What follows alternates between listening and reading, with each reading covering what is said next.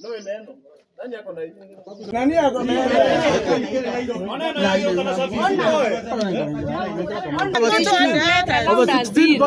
That is the only reason we are here.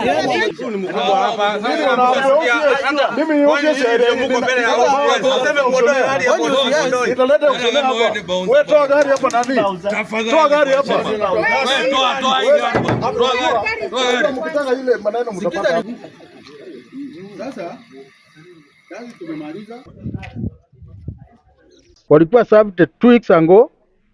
Today is the 19th day after they were served. Tunakujanga hapa hata kuserve, no access.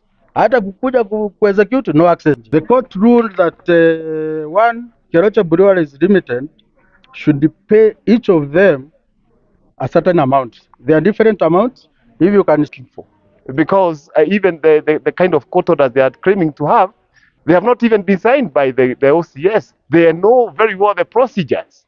And why come now when Senator is condemning Gunism and impunity in Nakuru County? Last time Susan was here, when she was dishing out the bursaries, and she said that Keroche, they owe Nakuru County a lot of money because of land rates. Is this a way to treat business people?